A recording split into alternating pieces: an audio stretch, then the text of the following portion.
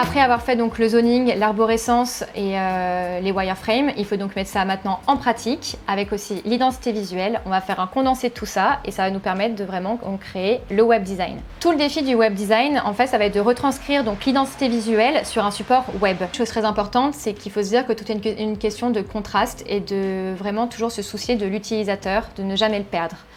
Ça va être toute une question de hiérarchisation, de choix de couleurs, de choix de taille de typo, pour être sûr que toutes les informations soient bien comprises et que surtout le but du client soit bien respecté et que l'utilisateur soit bien guidé justement jusqu'à ce but-là. Un site e-commerce, ça va être donc d'acheter un produit. Et ben, il faut être sûr que par notre design, on fasse acheter ce produit à l'utilisateur et qu'on ne le perde jamais pendant le parcours. Maintenant, on va vraiment parler d'expérience utilisateur.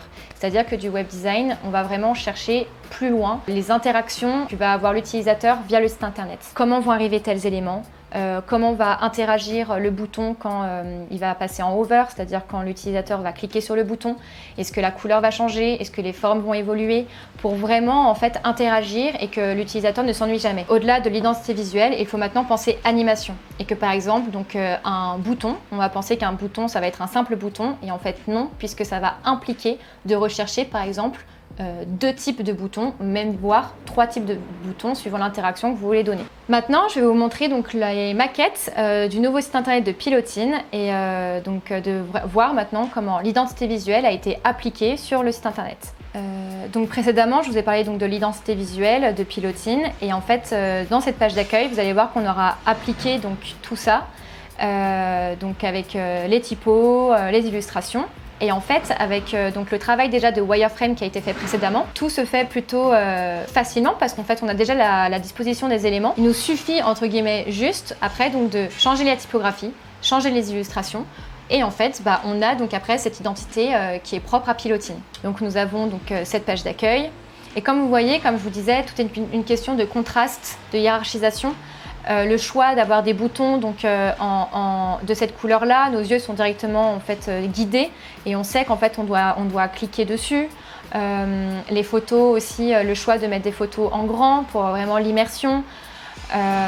Voilà, c'est vraiment toute une question de hiérarchisation et aussi, donc, comme je vous le disais, cette idée donc, de prototypage, vous voyez en fait au survol, les choses apparaissent et on peut en fait cliquer pour arriver donc, sur d'autres pages du site internet qui constituaient donc encore une fois notre zoning, notre arborescence et pour être aussi donc, sûr que tout se concorde bien, on a toujours tout prototypé pour être sûr qu'on puisse toujours bien pouvoir naviguer sur notre site internet. Par exemple, grâce au header, je peux accéder à n'importe quelle page très facilement. Voilà, l'important c'est vraiment donc une navigation qui soit fluide, de toujours avoir une hiérarchisation aussi dans le texte, comme on le voit ici, donc avec les H1, les H2, les paragraphes, des couleurs toujours très vives pour toujours aussi que l'utilisateur ne s'ennuie jamais. Mais en fait, vous allez me dire vis-à-vis de mon introduction, où en fait se passe l'animation, où est-ce que se passe l'immersion, puisqu'au final, là, tout est assez fixe et rien ne se passe. Et c'est là en fait où tout va se jouer. C'est qu'en fait, ce qui est très important, une fois que la maquette est faite, le web design est fait, ça va être en fait d'animer